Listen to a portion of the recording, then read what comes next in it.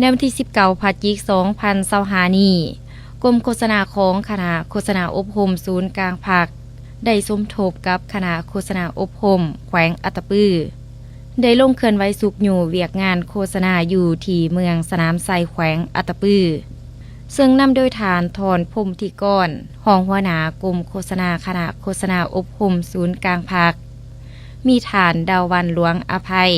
รองหัวหน้าคณะโฆษณาอบรมแขวงพร้อมด้วยพนักงานที่เกี่ยวข้องจำนวนหนึ่ง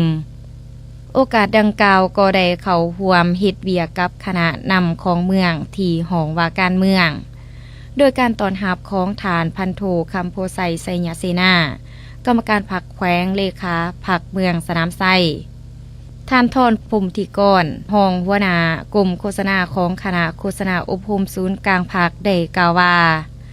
จุดประสงค์ในการลงมาเคลื่อนไหวในครั้งนี้แม่นเพื่อนำเอาแนวทางแผนนโยบายของภาครัฐเว้าร่วมว่าเฉพาะผลสำเร็จในการสร้างสรรค์พัฒนาประเทศชาติตลอดระยะ50 ปีให้ประชาชนรับรู้และเข้าใจสวัสดีข้าพเจ้าชื่อท้าวทรพรหมธิกรเนาะรองหัวหน้ากรมโฆษณาคณะโฆษณาอบรมศูนย์กลางภาคเนาะโดยปฏิบัติตามข้อตกลงของคณะโฆษณาอบรมศูนย์กลางภาคเนาะได้แต่งตั้งให้ทีมงานพวกข้าพเจ้าลงมาเคลื่อนไหวให้เวียกอยู่แข่งอัตตปือเนาะโดยมี2เมืองก็คือเมืองภูวงและก็เมืองสนามไซของพวกเขานี่เนาะจุดประสงค์ในการลงมาเคลื่อนไหวในครั้งนี้ก็คือลงมาสายสารคดีเผยแพร่แนวทางของพรรคของรัฐนะครับฮู้และนำเอาเป็นบทเรียนในการพัฒนาชีวิตการเป็นอยู่ของครอบครัวของตนเองให้ดีขึ้นเนาะให้หลุดพ้นออกจากความทุกข์ยากเนาะพร้อมเดียวกันนั้นก็ทิศพันในการสร้างขบวนการต้อนรับ3วันประวัติศาสตร์ของพรรคของรัฐเฮาและอันสุดท้ายก็คือถ่ายทำสารคดีครอบครัวตัวแบบทั้ง2เมืองในการปลูกการเลี้ยง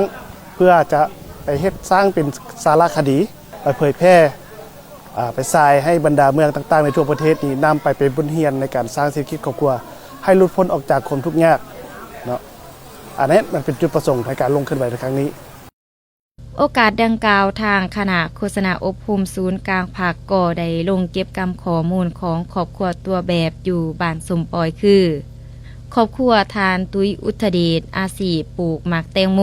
และครอบครัวของทานบุญลับพิรวงศ์อาชีพเลี้ยงงัวเป็นสินค้าเพื่อสร้างเป็นสารคดีและในตอนแรงของมือเดียวกันยังได้สายสารคดีเกี่ยวกับผลสำเร็จแห่งการสร้างสรรค์พัฒนาประเทศชาติตลอดระยะ50 ปีสารคดีการสร้างเศรษฐกิจครอบครัวตัวแบบและสารคดีเกี่ยวกับผลหายของยาเสพติดอยู่ที่บ้านสมปอยเมืองสนามไซพร้อมทั้งได้จัดกิจกรรมถามตอบเพื่อเอาของขวัญรางวัลจำนวนหนึ่งโดยมีพ่อแม่ประชาชนเข้าร่วมอย่างหลวงหลาย